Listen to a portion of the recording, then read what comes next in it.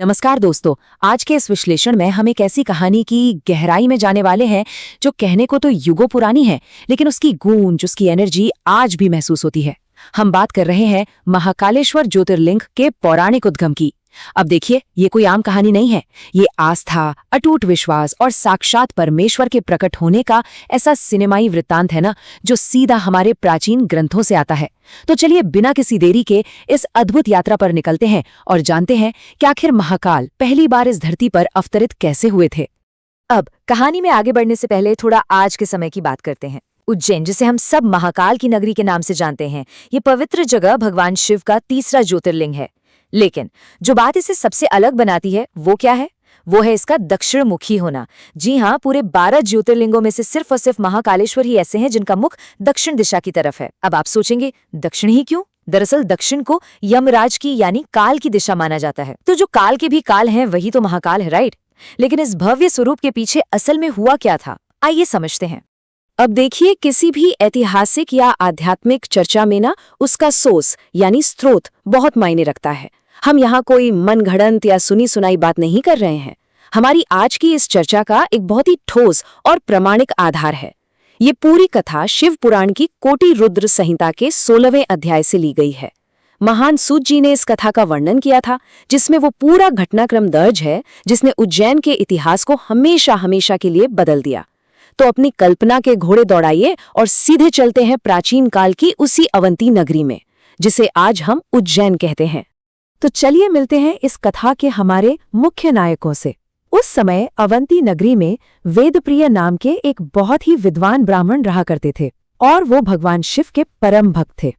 मतलब उनका पूरा का पूरा दिन वैदिक कर्मों में और शास्त्र अनुसार पार्थिव शिवलिंग बनाकर पूजा करने में ही निकल जाता था। उनकी इसी सच्ची शिव भक्ति के फलस्वरूप उन्हें 4 तेजस्वी पुत्रों की प्राप्ति हुई। इन चारों भाइयों के नाम थे देवप्रिय, प्रियमेधा, संस्कृत और सुवृत। अब जैसा पिता वैसे ही बेटे, ये चारों भाई भी शिवजी के बहुत बड़े भक्त निकले। इनका जीवन पूरी तरह से शांति, धर्म और बस ईश्वर की आराधना के इर्द गिर्द घूमता था। लेकिन कहानी में ट्विस्ट यहीं से आता है। एक तरफ तो अवंती नगरी है जहां ये 4 भाई और बाकी लोग बड़ी शांति और भक्ति से अपना जीवन बिता रहे हैं, एकदम शांत माहौल। पर वहीं दूसरी तरफ रत्नमाल पर्वत पर एक बहुत बड़ा और भयानक संकट पल रहा था।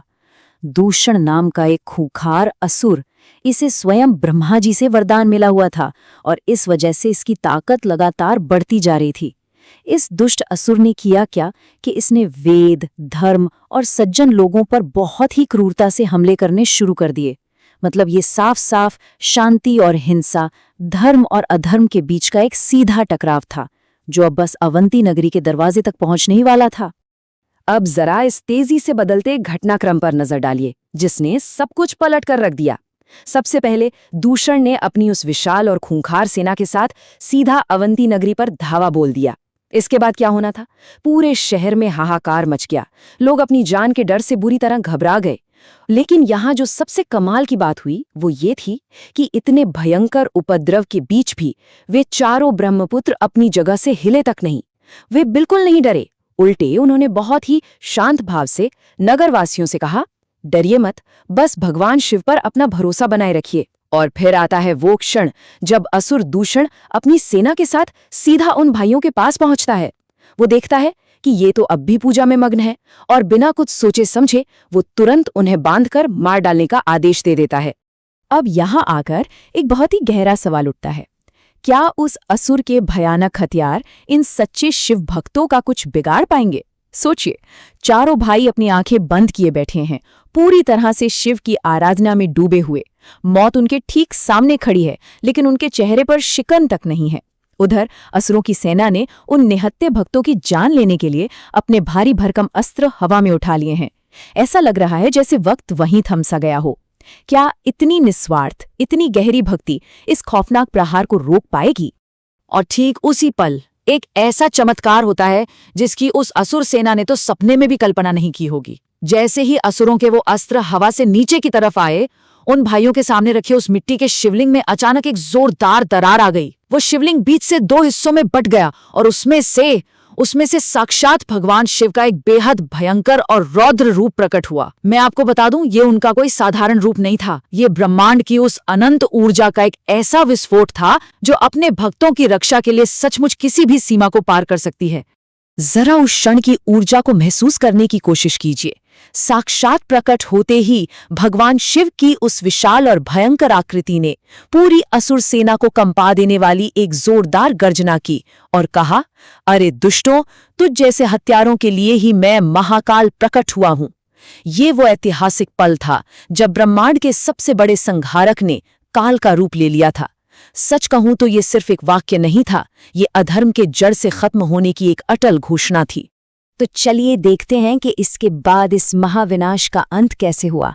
आपको क्या लगता है, महाकाल को किसी अस्त्र या शस्त्र की जरूरत पड़ी होगी? बिल्कुल नहीं।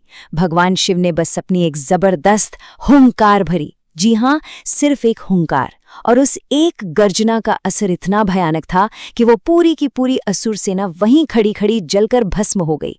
लिटरली पलक झपकते ही राख बन गई। और इसके ठीक बाद उन्होंने उस ब्रह्मा जी से वरदान प्राप्त दैत्य दूषण का भी वध कर दिया। धर्म पर जो वो इतना भयानक संकट मंडरा रहा था ना, वो चंद सेकंड्स में हमेशा के लिए खत्म हो गया। अब इस प्रलयंकारी दृश्य के बाद वहां के माहौल में अचानक से एक बहुत ही गहरी शांति छा गई। भगवान महाकाल का वो भयंकर क्रोध शांत हो चुका था। उन्होंने अपने उस रौद्र रूप से वापस एक बेहद कृपालु शांत स्वरूप में आते हुए उन चारों शिवभक्त भाइयों की तरफ देखा। शिवजी उनकी इस निडर और अचल भक्ति से बहुत ज्यादा प्रसन्न थे। महाकाल ने मुस्कुराते हुए उन चारों से कहा, मैं तुम चारों भाइयों से अत्यंत प्रसन्न हूं।